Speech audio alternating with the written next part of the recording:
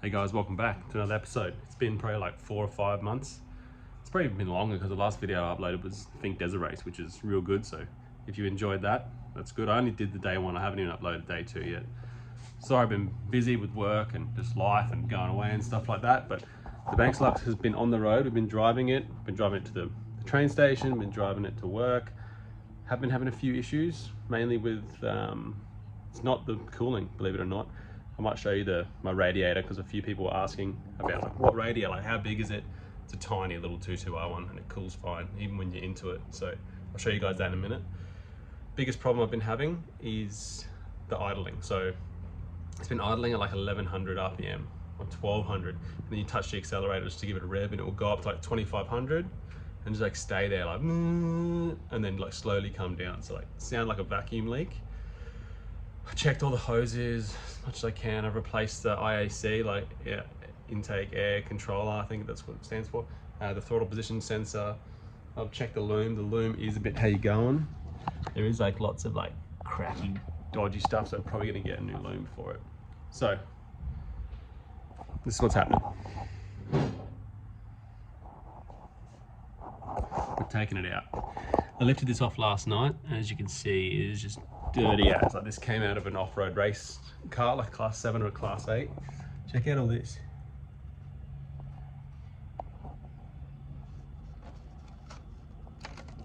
That's what was sitting under there.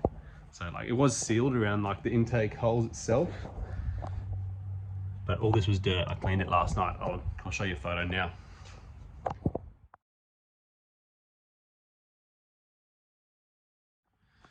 So when I was playing with it last night, like trying to figure out more stuff, I was like, you know, I've driven on the road. I've had a few races. Don't prosecute me. So I raced like a VF Commodore the other week, and just sort of, we had a rolling start, beat him by probably like 2 lengths over maybe like 100 or 200 meters. So I was pretty impressed with it like that, but I want more power. This might end up a turbo, might not, but right now we're pulling it out because it's got a rear main seal leak, and I'm going to redo like all the gaskets. I'm going to do the cam. I'm going to do anything I need to tidy it up, like modify the engine mounts, maybe push the motor back. So everything went in originally, and it just sort of went in, and I just really wanted to get it going, make sure it was possible. But now I'm going to start tidying it up. So I'm taking the loom out, Haltech loom, cam, like I just said, freshen it up basically. Because the gearbox is brand new, like the transmission, and it's awesome. I love it. Shift gear is awesome. But maybe I'll show you the radiator now. All right, welcome to the back of the car. Oh, we lowered it as well. The front anyway. It's just sitting a bit lower now. All right, so this is the radiator. Plastic, 22R, 2-core, 38 mil, I think it is, with a 16-inch thermo fan. I got this thermo fan for $50 just to check fitment. Reverse the polarity, turn the fan around because it was a pull fan, now it's push. When I'm into it, I don't see temperatures over like 100, not even that. Like the thermo fan comes on at 97 and back down to 92, but it usually gets around 99 and then it will start going back down. So I did have issues. I had clearance issues with the bigger radiator. Like I have one of these like 50 mil 3-core big dogs, and it just was having too many issues, clearance and that. So I did a bit of research, and I was like, you know what? I saw a guy on here on 4.8, the V8 Hilux page has an LSA in his N70 with a 32 mil radiator, and I was like, if that cools, mine's gonna cool. It's only a small car, so it bolts onto the standard points. You probably got one in your 2.2R Hilux if you're converting it already. Use it. Just make up some dodgy mounts for it. I'm gonna fab up some proper pipes for it now when we do this, but a few people are asking for that. Standard 2.2R radiator, nothing fancy. That's an eBay special, like it's plastic. It was like 120 bucks or 160 bucks. So don't need to go out and some like a massive radiator, because massive radiators get like a lot of heat soak, air can't get through them. If you look at the LS1 radiator, it's like that. It's thinner than that. It's wider, but it's thinner. All right, let's get into the next stage. Just pull this loom out. All right, it's all happening. Got the water pump off, just draining the power steering. As you can see how easy it is with having this radiator support taken off. If you ever need to take it off, I've got another video somewhere, but if you drill all the spot welds out, it's easy. I never welded it back on because I knew this was going to happen. But yeah, so we'll just keep going on this. I'll show you my injectors. They're a bit how you going, like some little cracks. You can see all the dirt that was in there. Obviously you can't really tell by looking at them how stuffed they are. Some of them was like missing, like that's missing part of that. It's turning into a fucking mess in here again. Alright, we'll keep going. Right, I've just undone the exhaust bolts and everything like that. Just remember to baggy up on the bags. So exhaust's undone. I've just jacked it up. I've got to go out now. Just jacked it up so I can get underneath and undo the bell housing bolts, torque converter bolts, extract the bolts. I'm unsure on, I'm going to do a bit of research. I'm unsure on if I'm going to take the box out, the transmission, and like go something that can take a bit more horsepower, because with the two-wheel drives, as some people might know, that the cross member in there is welded in, so it's not like, I can't take the box out with the engine in. Like the engine has to come out, then the box, unless I cut all that out, which, you know, is in control of the torsion bars and like everything like that. So it's just a bit, but I was looking, so if I was going to boost this, I am going to go like a 2-speed power glide. Or is it 2-speed, or is it 2 in reverse, or like 3-speed, I guess? We'll just see, because this box I've only done like maybe 300k. That's all I've done in this car. 300 kilometers per hour driving, maybe 400. And it was brand new rebuilt, $3,200 it cost me to get rebuilt. So I read a lot about like the 4L60 having the issues. 4L65 is pretty much the same thing. It's got like an extra bolt in the planning gear. It's like a 5 bolt rather than 4. Not that I know much about it, but I was looking at power glides the other day and like they didn't seem too expensive. So we'll just see. I need to figure out if it's worth doing it, if it's NA. Probably is, but we'll see. I'll have a look and I'll tell you. Other than that, just got to do the engine mount bolts as well, and then we'll start coming out. So tonight I'll jump into that. I'll basically, what's it now? It's like the end of November. I'm going to order the gear today or tomorrow.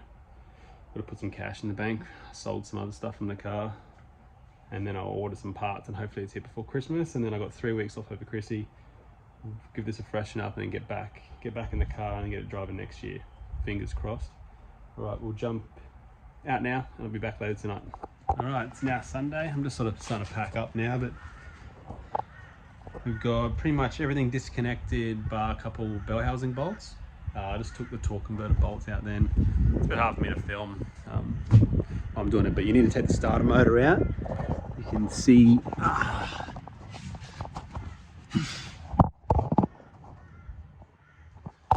in there, it's like, the starter motor comes out pretty easy, just 2 vertical bolts, and then you sort of got to lock off the crank and line it up. But yeah, so went shopping last night.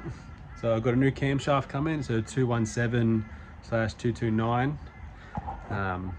stock converter. I was going to go like a big one, but you got to change the converter and stuff like that. And honestly, I didn't want to spend another $1,500 on a converter when this cam should go pretty good as it is. So it should give me around like 270 kilowatt at the wheels. Fingers crossed. But we'll see when that comes. So I got that. I got a full gasket kit, head studs. What else? New fuel rails, because there was like dirt in my fuel rails. Problem with the fuel, like I think this is what caused this problem. When I was taking the fuel rails apart, I don't know if I said the other night, but there was like, I could see dirt and stuff in them. That's what made me think about the injectors and taking them out. So injectors, I'm looking at the bigger ones, like 440 cc, because the standards are 260, I think. But what I'm going to do is maybe just with that much power, like 270, 60 kilowatt the wheels, probably don't need bigger injectors just yet. And I really want to see if they were the issue. So I'm going to send them to get cleaned and new O-rings and stuff on them. That way I can see if they were the issue. Probably cheaper than buying a new set anyway. So I don't know what else we got coming. What a heap of little goodies just to give it a freshen up. I probably should have done it originally, but I can't stress enough how easy it is with the radiator support out. So like take that out if you ever. Also, if you're putting this engine in yourself, definitely take the intake manifold off. I'd take as much as off as possible. Like when I was first putting this in, I didn't know anything about LSs or anything like that, and I was sort of a bit skeptical and like taking everything apart. But as I've sort of learned now, just fixing everything all the time, if you get it to this stage, just a block with the heads on, so much easier. You can reach all the bell housing bolts, like down the back. You can reach everything, all the loom. You can tighten nicely. I really like struggled trying to do those bolts up. So yeah, if you take the front off and put this in, like it does fit in there pretty nice. Like there's heaps of shit everywhere right now.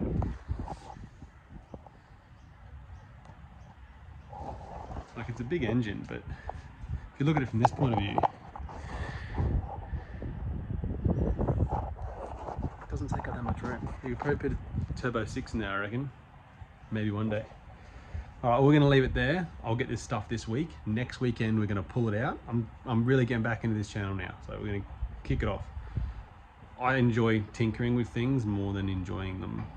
It's just how I am. Whenever I have a project, I build it, and I rebuild it, or I change it, or sell it, or do something. So hopefully we'll get this gear this week. Then we will pull this engine out next weekend. I've got the engine crane coming over. We'll get it on the stand. Just been waiting over there patiently. And then we'll probably start maybe pulling the heads off and stuff like that. So thanks for watching. Like and subscribe. I've got the Instagram now, Banks Garage AUS. I'm not very on there all the time. I'm trying to get more on there, but honestly I don't really rate social media that much. I'm pretty over it, to be honest.